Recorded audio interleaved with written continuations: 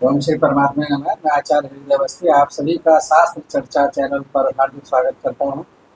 चरक संहिता के सारे स्थान पर पूज्य गुरु जी प्रातःस्मरणीय पर भगवत संशोध वेद मूर्ति तपोनिष्ठ गीता उपनिषद पुराण धर्म शास्त्र विशेषज्ञ व्याकरण के भूतपूर्व विभागाध्याय काशी विश्वविद्यालय वाराणसी हमको सरल भाषा में शास्त्रीय ज्ञान दे रहे हैं और आज राशि पुरुष के बारे में चर्चा है। तो चलते हैं गुरु जी की ओर। यल्लीलायितविश्वमेतदखिलं यस्मिन् पुनर्लीयते यस्मात्सावरजङ्गमात्मकमिदं लोकं दरीदृश्यते भासा यस्य बिभान्ति सर्वजगतः ज्योतिषि सर्वात्मना तं देवं जगदेककारणमयं वन्दे त्रिलोकीश्वरम्। शास्त्र चर्चा इस चैनल से संबद्ध सभी विद्वद्गण, सभी जिज्ञासु छात्रवृंद, सहृदय सज्जन वृंद एवं इस चैनल के व्यवस्थापक आचार्य हरिहृदय अवस्थी जी, आप सभी का चरक संहिता के शारीर स्थान की विचार परंपरा में स्वागत है। आज हम लोग शारीर स्थान के इस प्रथम अध्याय के 35वें और 36वें श्लोक पर चर्चा करेंगे, जिसमें राशि पुरुष का विचार हुआ है।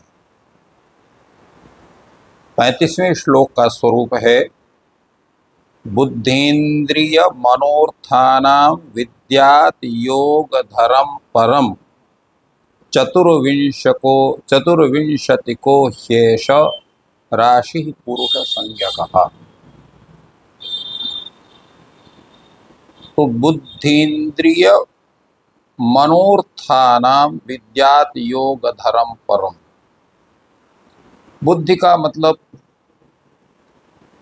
ज्ञानेन्द्रिय और इंद्रिय से कर्मेंद्रिय अर्थात ज्ञानेन्द्रिय और कर्मेंद्रिय।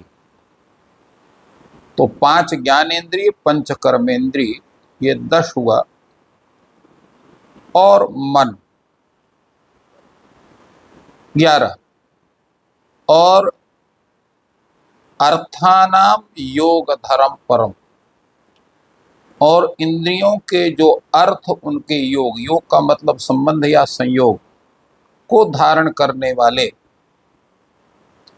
पर का अर्थ होता है श्रेष्ठ, अर्थात उत्तम, श्रेष्ठ या उससे भिन्न तात्पर्य हुआ। तो इस तरह से ये चतुर्विंशति तत्व कहलाते हैं। चतुर्विंशति तत्व में मन, बुद्धि, अहंकार और पंच महाभूत, पंच तन्मात्रा और एकादश जो है 10 इंद्रियां। तो मन, बुद्धि और जो है अहंकार, ये आपकी ये 3 हो गए, और 10 इंद्रियां हो गई, और 10 आपके जो है तो ये पंच तन्मात्रा और पंच महाभूत और एक तत्व प्रकृति। तो ये कुल मिलाकर के 24 तत्व होते हैं।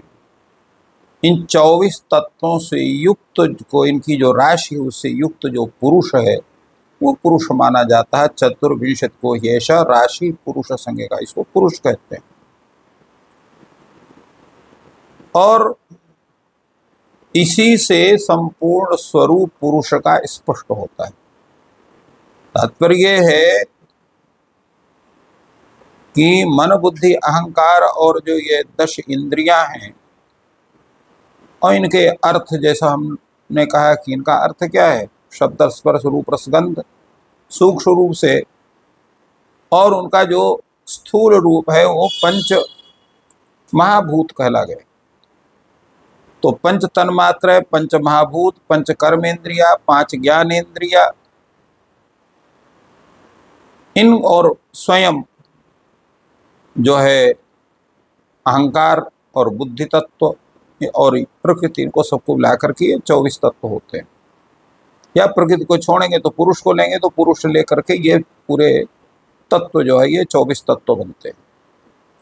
तो ये सभी का जो समूह है उसी को हम पुरुष के रूप में कहते हैं। ये वस्तुतः सांख्य शास्त्र का पूरा विषय है, जिसको यहाँ पर जो है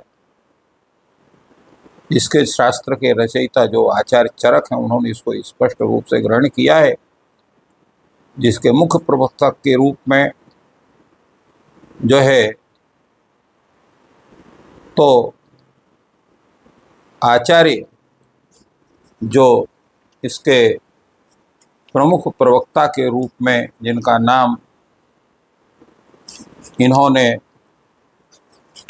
चरक ने यहाँ पर शुरू में दिया है कि इसके विषय में जो है तो इसकी चर्चा स्वयं जो है आत्रेय जो है वो उसका पूरा विचार करते हैं। तो उसी चर्चा के प्रसंग में इन सभी का विवेचन किया गया। सांख्य शास्त्र भी यही मानता है, कारण रूप में पंच तन्मात्रा में को कार्य रूप में पंच महाभूत और कार्य कारणों भय के रूप में ये जो कर्मेंद्रिय ज्ञानेंद्रिय है, इनके सबको रूप को लेकर के और उसकी चर्चा इन्होंने यहाँ पर की है। और इस तरह से इसका स्वरूप यहाँ पर उन्होंने प्रकट किया इन सभी को लेकर के। अगले श्लोक में जो चर्चा है वो ये है, रजस्तमोभ्याम युक्तस्य संयोगो यम अनंतवान ताभ्याम निराकृताभ्याम तो सत्व बुद्धिया निवर्तते। जो प्रकृति है त्रिगुणात्मिका है, सत्व रज तम, इसलिए प्रकृति के जो भी प्रसव हैं महत्त्वादि वो भी सब त्रिगुणात्मक है। इसलिए प्रकृति भी त्रिगुणात्मिका है, महत्तत्व भी है, अहम तत्व भी है, पंच तन्मात्रा भी हैं, मन भी है, एकादश इंद्रिय भी हैं, जितने हैं सबके सब ये त्रिगुणात्मक कहे गए। यहाँ पर आचार्य आत्रेय कहते हैं, रजस्तमोभ्याम युक्तस्य संयोग अयम अनंतवान। रजोगुण और तमोगुण से युक्त जो यह संयोग है, ऐसा संयोग कैसा है ये 24 तत्वों से युक्त वाले इस पुरुष का जो संयोग है वो ऐसा है जो अनंत काल तक चलता है, इसका कभी अंत नहीं होता। जल्दी